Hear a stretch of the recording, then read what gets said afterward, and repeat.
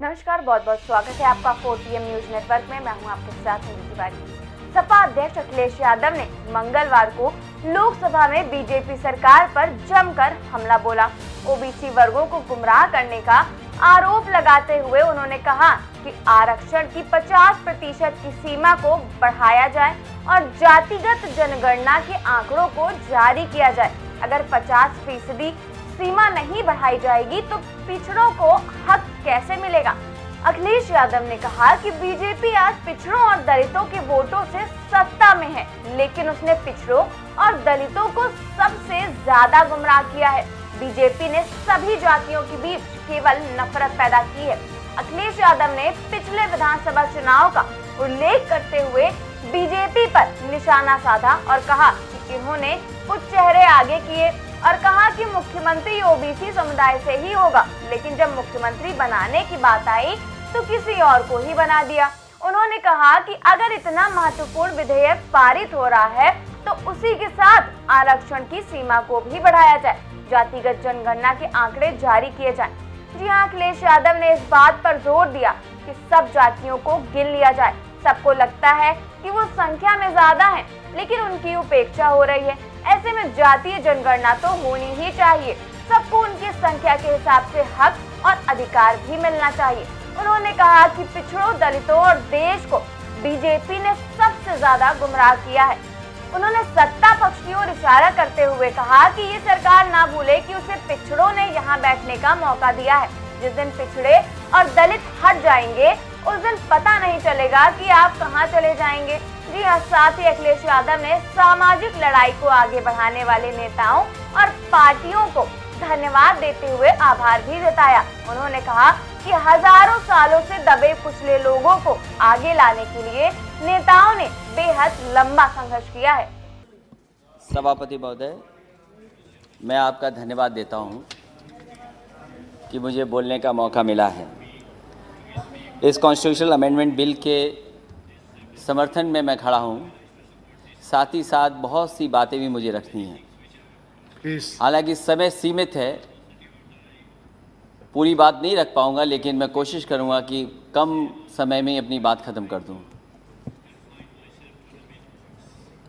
मैं सबसे पहले जितने भी मानव, जितने भी राजनेता, जितने भी पॉलिटिकल पार्टी जिन्होंने सामाजिक लड़ाई को आगे बढ़ाया, मैं उनका धन्यवाद देता हूं और आभार प्रकट करता हूं। आज मैं कुछ देर पहले तमिलनाडु के नेता, बहुत ही सीनियर नेता TR बालू जी का मैं भाषण सुन रहा था।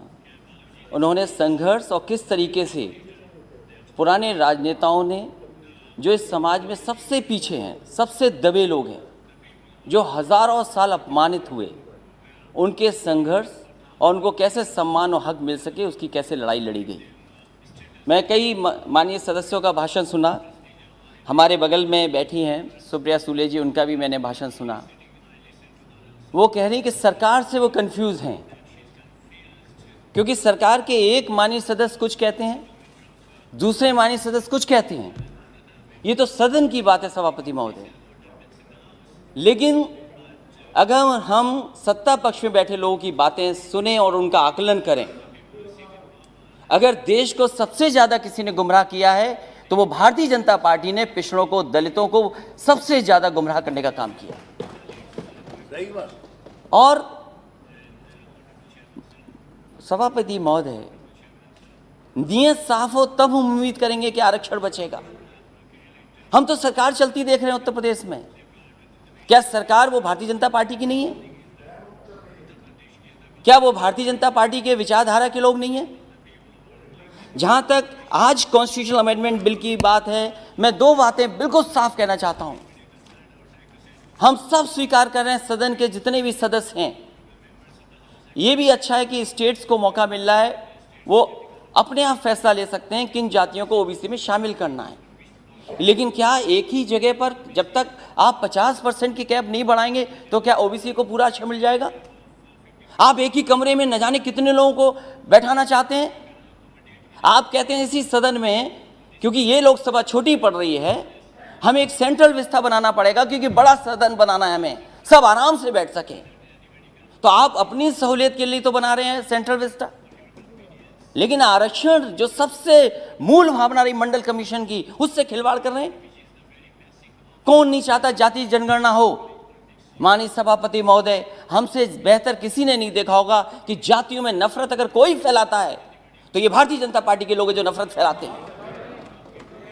मुझे याद है चुनाव मत भूलिए, इन्होंने चेहरे आगे किए, इन्होंने चेहरे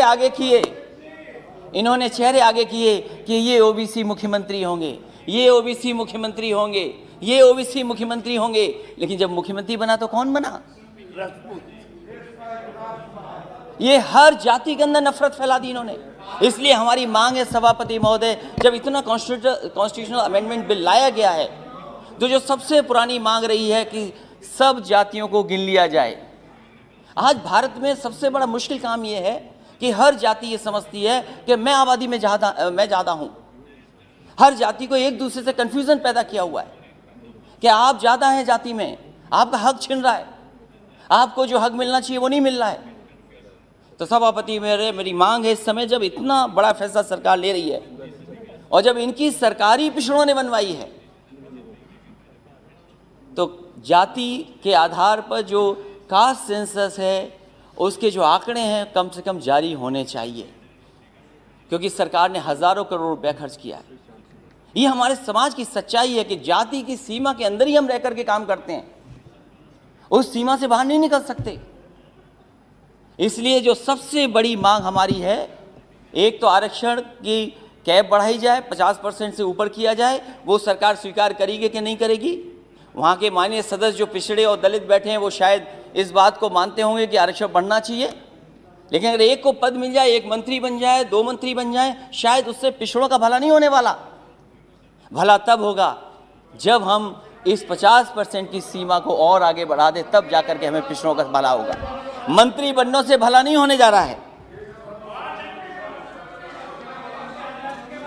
MP कितने भी आए हों हमारे, लेकिन अगली सरकार समाजवादी बनने जा रही है और आप अगर कास्ट सेंसस नहीं करोगे तो उत्तर प्रदेश में समाजवादी पार्टी कास्ट सेंसस करके दिखा देगी।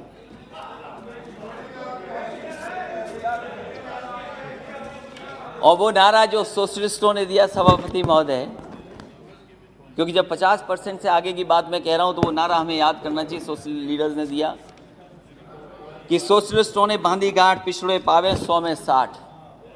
और ये सरकार न भूले, आपको पिछड़ों ने ही मौका दिया यहाँ बैठने का।